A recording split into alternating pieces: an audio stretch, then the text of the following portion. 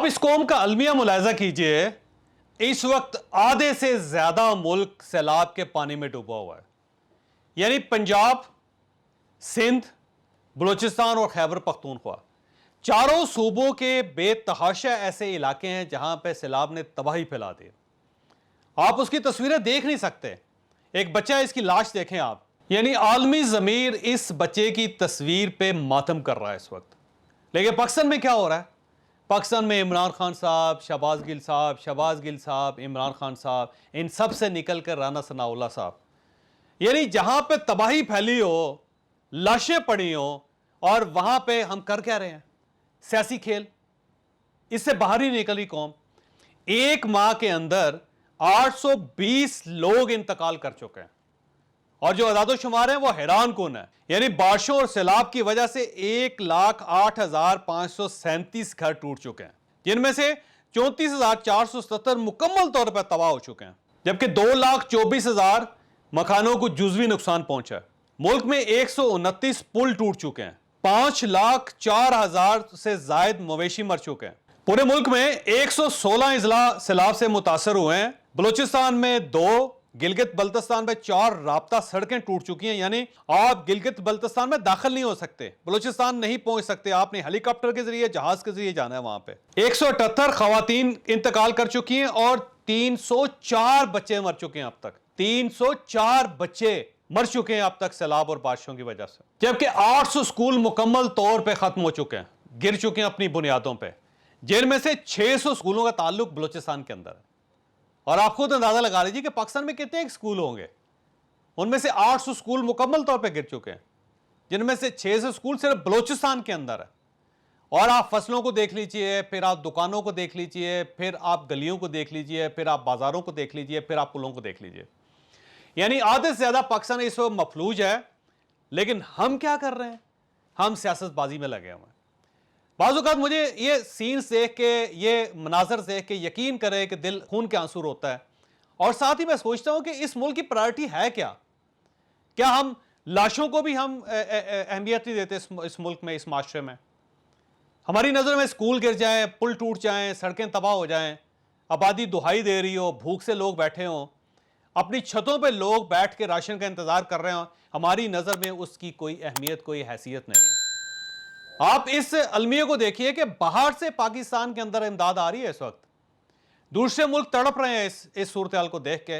लेकिन जो इस्लामाबाद के अंदर हो रहा है, जो लाहौर के अंदर हो रहा है, जो कराची के अंदर हो रहा है, इंतहाई अफसोसनाक सूरत हाल है। यानी बेहिसी की इंतहा है कि हमारी पूरी हुकूमत सिर्फ इमरान खान साहब को पकड़ने में लगी हुई है।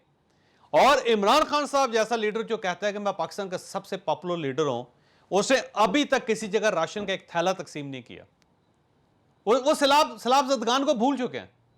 उनमें से कौन है जो डेरा गाजी खान गया हो, डेरा इस्माइल खान गया हो, राजनपुर गया हो, या सिंध में हैदराबाद गया हो, या बलूचिस्तान गया हो, जहां पे इनकी अपनी हुकूमत होती थी?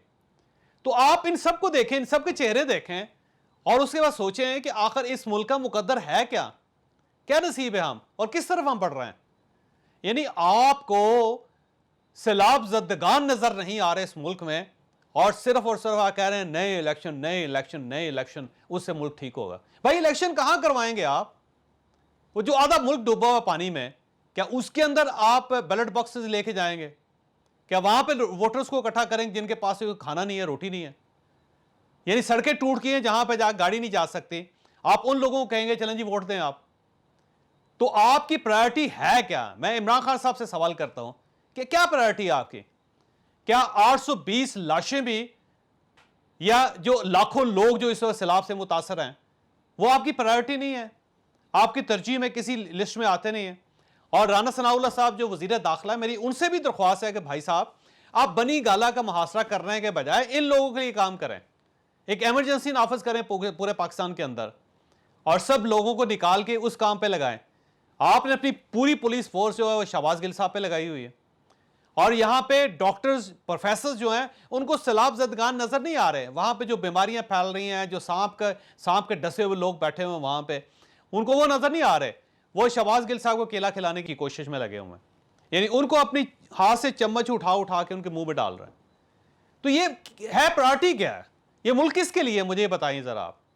अगर सैलाब में डूबते हुए लोग पाकिस्तानी नहीं है, या आपकी नजर में उनकी कोई हैसियत, कोई अहमियत नहीं है, या आप उन्हें इंसान नहीं समझते, तो फिर ये न्यूट्रल न्यूट्रल क्या हुआ? फिर इसका मतलब ये हुआ कि आपकी जिंदगी में सिर्फ वो लोग अहम हैं जो आपको इक्तदार तक पहुंचा सकते हैं या आपका इक्तदार बचा सकते हैं।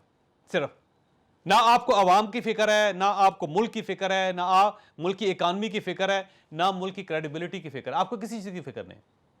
तो ये जो गिद्धों की तरह इस वक्त इक्तदार के लिए लड़ रहे हैं, मैं ये समझता हूं कि ये लोग इंतहाई अफसोसनाक हैं, इनके ऊपर तरस खाना चाहिए। ये क्या लोग हैं? यानी डूबती हुई लाशों का भी आपको, उनकी भी फिक्र नहीं है आपको, वो इंसान भी आपको इंसान नजर नहीं आ रहा है इस वक्त। और आप किन खेलों में पड़े हुए हैं? को खुदा खौफी करें यार, खुदा खौफी करें। ये मुल्क वाकई तबाह हो रहा है, लोग दुआइयां दे रहे हैं, लोग 2-2 हफ्तों से भूखे बैठे हुए हैं अपने अपने घरों की छतों के ऊपर। उनमें कोई शख्स नीचे नहीं उतर सकता, नीचे 20-20 फुट पानी है। एक रेला है पानियों का जो पूरी बस्तियों को बहा कर ले गया और बाकी जो बस्तियां उनको बहा के लेके जा रहा है। लेकिन आप अपनी सियासतबाजी में लगे हुए हैं, आपको किसी चीज़ का एहसास ही नहीं है। आप सुबह उठते हैं, शेव करते हैं, क्लोन लगाते हैं, और उसके बाद वो अपनी एक पटासा गले में डाल के आप किसी जलसे में चले जाते हैं, वहाँ पे फिर वही ओए आईजी, ओ डीआईजी, ओ मजिस्ट्रेट, मैं आपको छोड़ूंगा नहीं।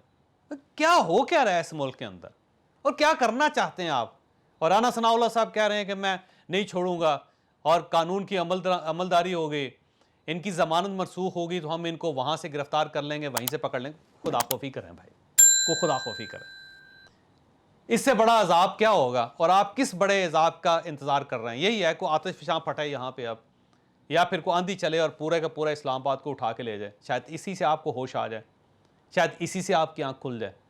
लेकिन अफसोस का मुकाम यह है कि जितनी आंखें खुली हुई हैं इस वक्त, इनमें से किसी के अंदर भी शर्म नहीं है। यकीन करें आप, वो जो इमरान खान साहब कहते हैं ना कि शर्म नहीं आती, तो मैं सबको कहता हूँ कि आप सबको शर्म नहीं आते यार। लाशें देखने के बाद भी आपको होश नहीं आ रहा।